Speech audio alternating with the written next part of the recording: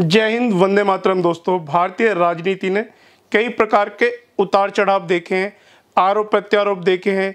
कभी ये राजनीति प्रेरित होते हैं, कभी एक दूसरे को नीचा दिखाने के लिए प्रयोग किए जाते हैं।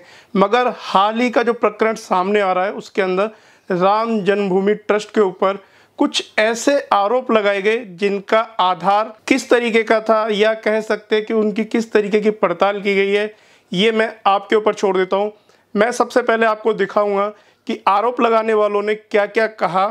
उसके बाद में हम लोग चर्चा करेंगे कि जो बातें, तथ्य लोगों के सामने लाने चाहिए थे, वो किस तरीके से छुपाए गए, और आखिर में हम लोग बात करेंगे कि इसके ऊपर हमारी खुद की क्या राय है।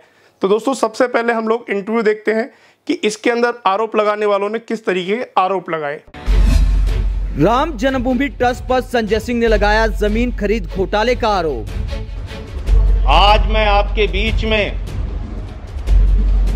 ऐसा खुलासा करने जा रहा हूं जिसको सुनकर आपके पैरों के नीचे की जमीन खिसक जाएगी। 5 मिनट में 16.5 करोड़ के घोटाले का आरोप लगाते हुए किया बड़ा खुलासा। मर्यादा पुरुषोत्तम भगवान श्री राम के नाम पर कोई कल्पना भी नहीं कर सकता कि उनके नाम पर कोई घोटाला और भ्रष्टाचार करने की हिम्मत करेगा। लेकिन जो कागजात मैं आपके सामने दिखाने जा रहा हूं, वो कागजात चिल्ला चिल्ला कर कह रहे हैं कि राम जन्मभूमि ट्रस्ट के नाम पर करोड़ों रुपए चंपत राम जी ने चंपत कर दिया। उनका नाम चंपत राय नहीं, नटवर लाल होना चाहिए। करोड़ों रुपए राम जन्मभूमि ट्रस्ट के नाम पर घोटाला और भ्रष्टाचार करने का काम किया। दोस्तों, आपने देखा आरोप लगाने वालों ने किस तरीके के आरोप लगाए। अब बात की जाए वहां के जो मेयर हैं, अयोध्या के मेयर, उनकी क्या राय है, उनका क्या मानना है, आप इसके ऊपर देखते हैं। देखिए, मैं तो मेयर के नाते विटनेस में था। ट्रस्ट ने प्रेस रिलीज जारी कर दी है, ट्रस्ट प्रेस भी करेगा। ये पूरा मामला राजनीति से प्रेरित है। संजय सिंह या जिन लोगों ने भी किया, वो कौन लोग हैं, ये सब आप लोग जानते हैं। अभी आज ट्रस्ट इस विषय में क्लियर कर देगा, ऐसा कोई नहीं है। दशमलव में ऐसी कोई गुंजाइश ट्रस्ट में नहीं है। जो भव्य मंदिर के निर्माण का है, जो परकोटा है, जो उसके विस्तार का काम चल रहा है, उसमें कई मंदिर आए हैं। मंदिर को एक अच्छी जगह बसाना है, चूँकि ट्रस्ट की योजना कोई राम मंदिर बनने तो कोई बाहर नहीं जाना चाहता। सब अयोध्या में पास एरिया में ही मंदिर को हम विस्थापित करने की योजना है ट्रस्ट की। ट्रस्ट प्रेस करेगा, सब क्लियर हो जाएगा। जिन लोगों ने बेचा है वो वर्षों पुराना ट्रस्ट की रिलीज़ में है और सारे पेपर मिलेंगे। वो वर्षों पुराना उनका एग्रीमेंट था और वो कतिपय कारण से वो रजिस्ट्री उसी दिन कराए। इसी को तिल का ताड़ कर रहे हैं। वो ट्रस्ट या जिन्होंने ज़मीन बेची है, वो खरीदी, वो दूध का दूध पानी का ऐसा कुछ है ही नहीं है। वो तो आएगा तो भी दोपहर तक। अब दोस्तों, जो इस भूमि के असली मालिक है, उनका क्या कहना है, इस बात को देख लिया जाता है सीधे उनके मुंह से। कि हम लोग वहाँ रामकोट मोहल्ले में रहते हैं, भगवान श्री राम जी से हम लोगों की आस्था है।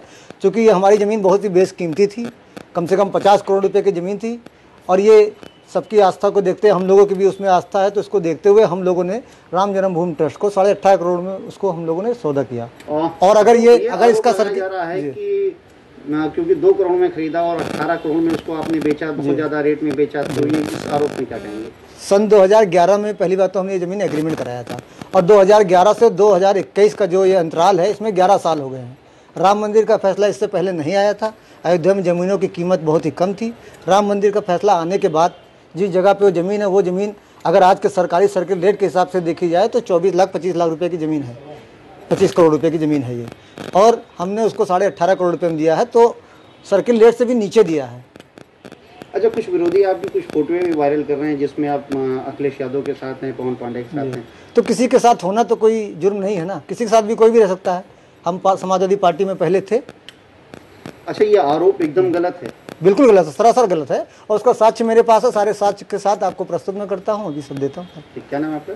सुल्तान अंसारी। एक पत्रकार का सीधा सीधा काम होता है खबर को दिखाना, खबर बनाना या अपनी कोई भी राय प्रकट करना पत्रकार का काम नहीं होता, मगर जो साक्ष्य सामने मौजूद हैं उन पर अगर चर्चा की जाए तो एक बात साफ तौर से निकलकर सामने आती है। कहीं ना कहीं जो आरोप लगाए गए थे वो राजनीति से प्रेरित थे, कहीं ना कहीं किसी को नीचा दिखाने की, आस्था से खिलवाड़ करने की कोशिश थी, ये सामने निकल कर आया। क्योंकि अगर हम लोग देखते हैं कि 2011 के अंदर उस भूमि की कीमत 2 करोड़ रुपए थी और आज 2021 के अंदर उस भूमि का सर्कल रेट 5 करोड़ रुपए हो चुका है। अगर गवर्नमेंट की पॉलिसीज़ देखी जाए, यूपी गवर्नमेंट किसी भी लैंड को एक्वायर करती है तो वहाँ के सर्किल रेट से 4 गुना मुआवजा जिसकी ज़मीन है उस व्यक्ति को दिया जाता है। अगर उस वाली भूमि का जो कि राम भूमि ट्रस्ट ने ली है यूपी गवर्नमेंट अपने अंदर लेती तो उसकी कीमत तकरीबन मान के चलते हैं 20 करोड़ रुपए हो जाती। तो इसका मतलब है कि राम जन्मभूमि ट्रस्ट ने सीधे सीधे 2 से 2.5 करोड़ रुपए बचा लिए। मगर इस बात को कहीं ना कहीं नेगेटिव वे में लिया गया, उचित तरीके से प्रदर्शित नहीं किया गया, राजनीतिक फ़ायदा उठाने की कोशिश की गई या कहीं पर साक्ष्यों को पूरी तरीके से जानने की या राम जन्मभूमि ट्रस्ट के जो अथॉरिटीज़ थी उनसे बात नहीं की गई। सिर्फ कुछ पहलू देखे और मात्र एक स्टंट लिया गया कि 5 मिनट के अंदर एक भूमि की कीमत तकरीबन 16 करोड़ रुपए कैसे बढ़ गई। दोस्तों, देश और विदेश से जुड़ी हुई नई जानकारी और न्यूज़ सुनने के लिए आप जुड़े रह सकते हैं KS न्यूज़ के साथ। तो अब हम चलते हैं, जल्द मिलेंगे एक नई खबर के साथ।